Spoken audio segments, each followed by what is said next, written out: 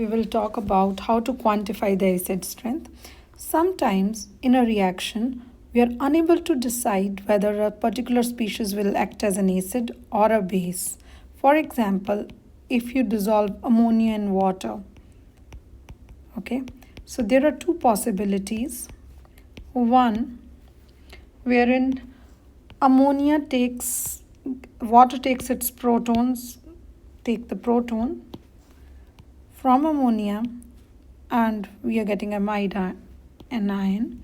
So we will be getting NH2 negative ion plus hydronium ion, because water has abstracted a proton from ammonia. So this is hydronium ion. So here water is acting as an acid because it is water is acting as a base, because it is abstracting the proton. Ammonia is giving its proton, so it is acting as an acid. It's donating its proton.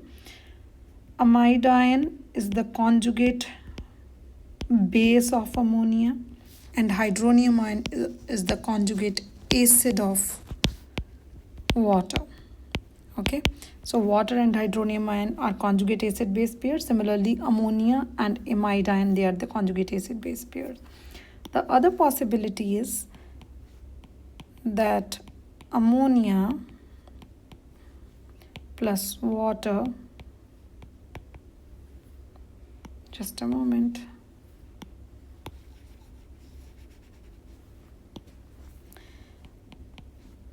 ammonia and water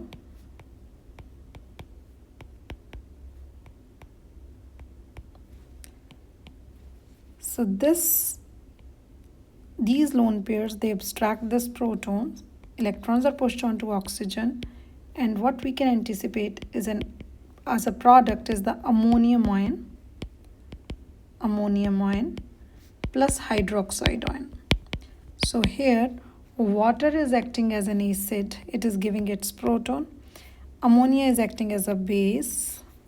This is the conjugate, ammonium ion is the conjugate acid of ammonia, and hydroxide ion is the conjugate base of water.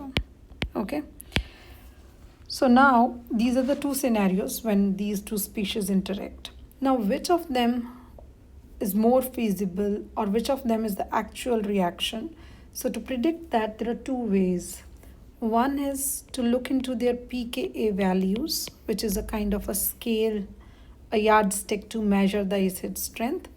Second is to look into their structures and predicting which one is more stable and would be favored. So in this lecture, we will be talking about the pKa scale. Now to understand that, we'll take a hypothetical example. A hypothetical example where an acid HA dissolved in water gives a rise to A negative, which is the conjugate base of acid HA, plus hydronium ion, H3O positive. So here, this is the acid, okay, and A negative is its conjugate base. Water is acting as a base, and hydronium ion are its conjugate acid. Okay, now from our knowledge of chemical equilibrium, so this reaction is in equilibrium. The equilibrium constant is given. If you don't know, we can just recapitulate that. Equilibrium constant is basically, you write down the product of concentration of products. So all the concentration of products, they are multiplied and written as a numerator, divided by the product of concentration of reactants. Okay, so this square bracket represents concentration. This depicts concentration. Okay, now K equilibrium is the product of the concentration of products. So products are A negative, so concentration of A negative multiplied by concentration of hydronium ion. By product we mean multiplication of that product of concentration of products divided by the product of concentration of these things. Okay, fine. So let's give this a number, say number 1. This equation is number 1 equation. Fine. Now, if you just look at this, that for any reaction, if the forward reaction is favored, suppose the forward arrow is favored. So if I highlight this, if this arrow is more, okay, so what would happen? So suppose the reaction is like, let's take the example of any reaction. I'm just repeating the same reaction. So if the products are favored, in that case the concentration of products would be more, which means if I write K equilibrium, the concentration of products is more because the forward reaction is favored as compared to the concentration of the reactants. Fine. Which means, so if numerator is bigger than the denominator, then the value is always greater than 1. So K equilibrium would always be greater than 1. So if forward reaction is favored,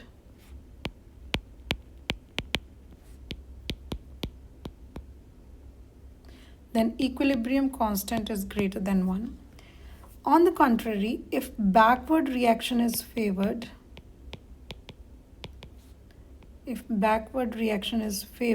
means the concentration of the reactants is more.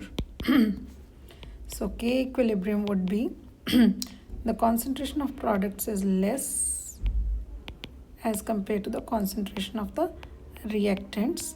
So if denominator is bigger than the numerator, so the value of that quantity would be less than 1. So this is when reactants are favored or backward reaction is favored.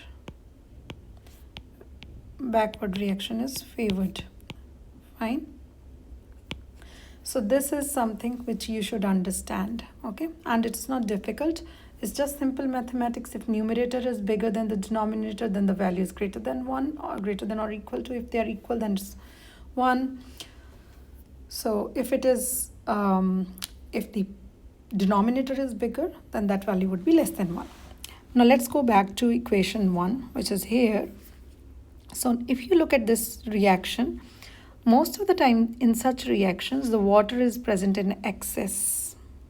Okay, water is present in excess, which means during the reaction, its concentration is almost constant. 1 drop less or more, 1 molecule, doesn't matter because it is present in such a large excess.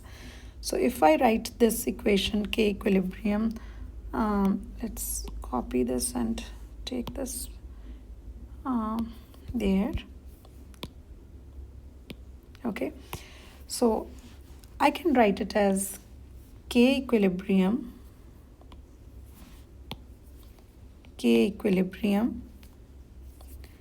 multiplied by concentration of water, which is nearly constant because it is present in excess, concentration of A negative, concentration of hydronium ion, concentration of Ha. So constant multiplied by constant is another constant, and that constant is called Ka, which is the acid dissociation constant that helps us in knowing how much that species has dissociated as an acid. Okay, so this is called acid dissociation constant. Okay, now if the acid is a strong acid, by strong acid we mean an acid which is completely dissociated or nearly completely dissociated. Okay, so if an acid is completely dissociated, which means the reaction is more towards the product side, which means K equilibrium is greater than 1 or Ka is greater than 1. So for strong acids, K equilibrium is greater than 1. I repeat, for example, you have an acid like HCl, you dissolve that in water. So this equilibrium is almost 100% towards the right hand side. Okay, because of which the concentration of the products is bigger. Okay, so the numerator is bigger, which means Ka is greater than 1. And Opposite to that, for weaker acids, Ka or the acid dissociation constant is less than 1. And if I tell you the values, the acid dissociation constant value for HCl is 10 raised to the power 7 for HCl. And for weaker acid like acetic acid, Ka is nearly in the range of 10 raised to the power minus 5. Now, it's very difficult to imagine the numbers in that way, like 1 0 0 0 0 0 and all that, or 1 by this. So this is not a like a practical scale. To make it look more practical so that we can imagine the things in our mind, like which one is a stronger or a weaker acid, we use the pKa values, where pKa is defined as negative log to the base 10 of Ka. Okay, so if I plug in the values for HCl, say for HCl, pKa is negative log of 10 raised to the power 7, which implies minus 7 log 10. Log 10 is 1. So pKa value for strong acid like HCl is minus 7.